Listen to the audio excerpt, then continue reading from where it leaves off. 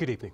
First tonight, campaigners in Cornwall are urging the government to make sure second homeowners pay more council tax. Ministers have promised to allow local authorities to put an additional levy on second homes, but delays mean the rule will not be enforceable for at least another year. Well, Sam Blackledge joins us now from Lou, where a community group is taking action to protect a set of flats for local people.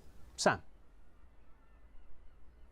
Well, Seb, you could pretty much stick a pin in a map of Cornwall and come up with a story about second homes. It's such a big issue for the county and indeed for the entire region. Now, this evening we're high up above the historic and picturesque town of Lou, and we've come to have a look at Coast Guard cottages. Now, this is a group of flats which could, as you say, be bought up by a community interest company. The idea is to buy these flats and stop them from being left empty as second homes and safeguard them for local people to use. It's a plan which has the backing of Cornwall Council, but as I've been finding out, solving the county's housing crisis is going to be far from plain sailing. This is officially the first week of spring, and despite the inclement weather, thoughts will soon begin to turn to summer holidays. In towns like Falmouth, the changing of the seasons brings a perennial debate, the question of second homes. And you don't have to go far to find contrasting views, sometimes even within the same household. I personally haven't got a problem with it. It brings money into the area, and the people that are buying the second homes, locals wouldn't be able to afford those type of homes anyway. It's not fair. People from up country have got second homes down here, and I think as a local person there's not enough housing down here for local people. I think if you've got the money, I think it should be available. We end up blaming incomers, people with second homes or refugees or whatever, but actually the nub of the problem is that there aren't enough of the right kind of homes being built. The government has agreed that local authorities should be able to charge more council tax on second homes, but like many things in politics, making it a reality is taking some time. The Levelling Up bill, which has not yet fully passed through Parliament, is not expected to become law until this time next year, which means that councils like Cornwall won't be able to enforce this rule until the 2024-25 financial year.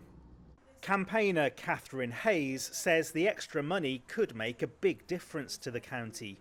The revenue coming in would be an extra £25 million, it's been estimated.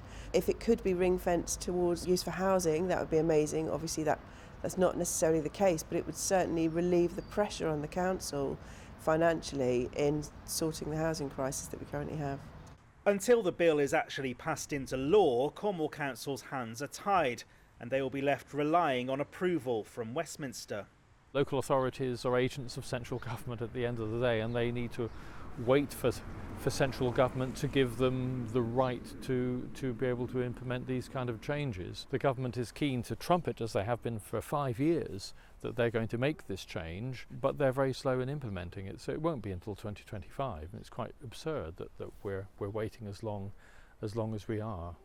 A spokesman for the Department for Levelling Up said we are already taking action to combat the adverse impact that second homes can have on local communities, particularly in tourist areas, by introducing higher rates of stamp duty and empowering councils to apply a tax premium of up to 100% on second homes.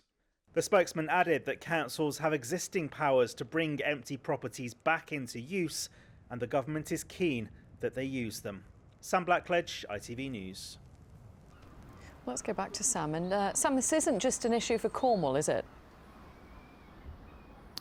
Yes, that's right. It's an interesting one because you often get tension between central government and local councils on issues such as this. But in this case, everyone seems to be agreed that charging people extra council tax, double council tax for leaving properties empty is the way to go. It's a plan that will be adopted across the board. East Devon Council, South Hams Council, Mid Devon Council and North Devon Council have all agreed that when this passes into law, they will adopt it as their policy. But as we've been hearing, it's not going to be straightforward.